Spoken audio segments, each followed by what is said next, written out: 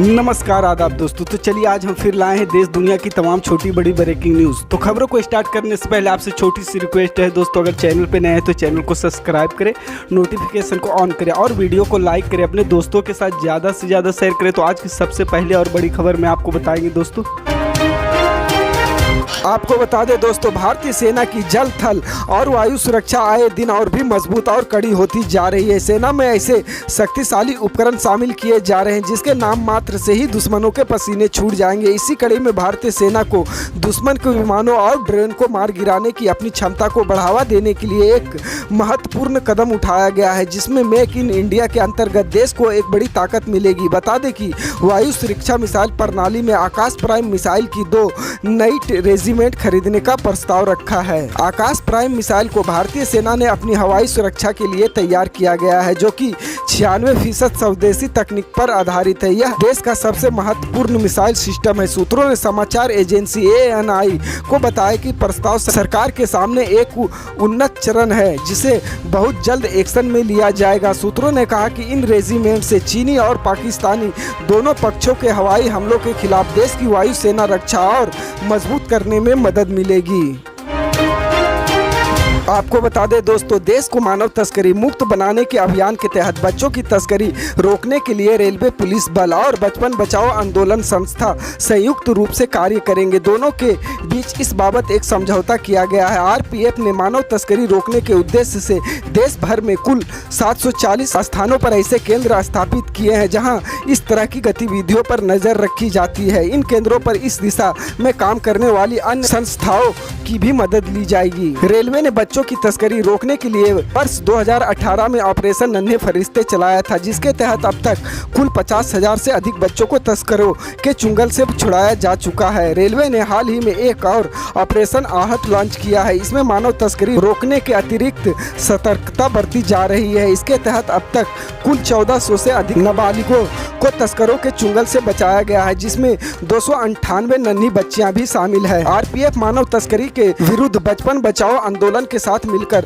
लोगों के बीच जागरूकता अभियान भी चलाया जाएगा। इसके लिए संगठन की तरफ से RPF को संचार सामग्री, वॉइस मैसेज और वीडियो क्लिप यदि मुहैया कराई जाएगी, जिसे ट्रेनों और स्टेशनों पर नियमित तौर पर प्रसारित किया जाएगा, ताकि मानव तस्करों में शामिल लोगों में भय पैदा हो।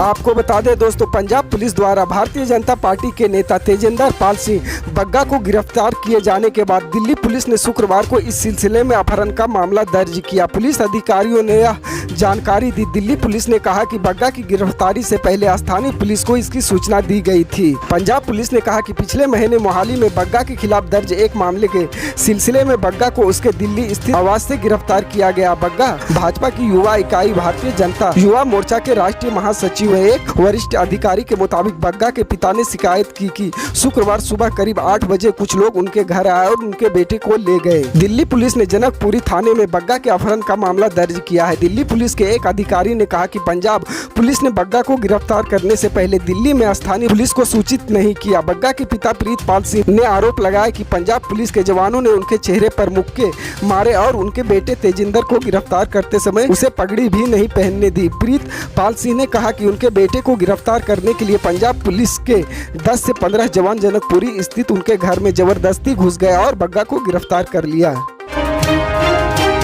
आपको बता दें दोस्तों, दिल्ली में कोरोना केसों की रफ्तार थमने का नाम नहीं ले रही है। देश की राजधानी में कोरोना केस लगातार बढ़ रहे हैं। शुक्रवार को दिल्ली में कोरोना के 1656 नए मामले सामने आए। हालांकि किसी मरीज की मौत नहीं हुई, लेकिन संक्रमण दर बढ़कर 5.39% हो गई है। पिछले 24 घंटों में कोरोना से 1306 लोग ठीक होकर अपने घर लौटे। दिल्ली में एक बार फिर कोरोना के केसों में तेजी सामने आई है। स्वास्थ्य मंत्रालय के अनुसार शुक्रवार को कोरोना के 1656 नए केस सामने आए। शुक्रवार को किसी मरीज की मौत नहीं दर्ज हुई और 1306 मरीज ठीक हुए, लेकिन संक्रमण दर बढ़कर 5.39% पहुंच गई है। दिल्ली सरकार ने कोरोना के बढ़ते केसों को लेकर चिंता जताई है। गौरतलब है कि बीते रोज विश्व स्वास्थ्य संगठन ने एक रिपोर्ट पेश की थी, जिसमें बताया गया था कि भारत में साल 2020 से 2021 के बीच कोरोना से 47 लाख लोगों की मौत हुई है, जिस पर भारत सरकार ने आपत्ति जताई थी। WHO की रिपोर्ट पर दिल्ली के स्वास्थ्य मंत्री सत्येंद्र जैन ने शुक्रवार को कहा कि राजधानी दिल्ली में कोविड-19 महामारी से मौत का ऐसा कोई मामला नहीं है जिसकी गिनती नहीं हो गई हो।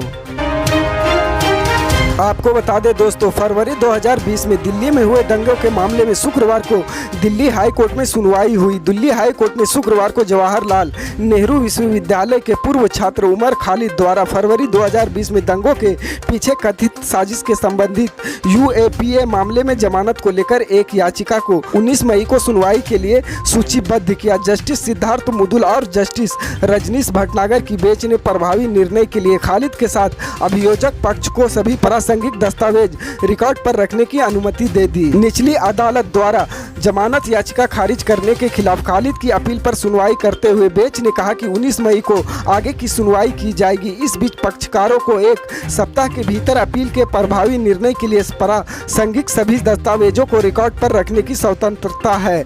खालिद इमाम और अन्य पर फरवरी 2020 के दंगों के मास्टरमाइंड होने के आरोप में गैर कानूनी गतिविधि रोकथाम कानून के तहत मामला दर्ज किया गया। खालिद ने अपनी जमानत याचिका में दलील दी है कि उसके भाषण में हिंसा का आह्वान नहीं किया गया। इन्हीं भाषण के आधार पर खालिद के खिलाफ आरोप लगाए गए। इसी कड़ी में हाई कोर्ट ने शर्जील इमाम की जमानत याचिका को 24 मई को सुनवाई के लिए सूचीबद्ध किया। यह मामला संशोधित नागरिकता कानून और राष्ट्रीय नागरिक रजिस्टर के विरुद्ध के दौरान उनके कुछ कथित भड़काऊ भाषणों से संबंधित है। इसके साथ ही हाई कोर्ट ने उन्हें जरूरी दस्तावेज पेश करने के लिए 2 सप्ताह का समय दिया।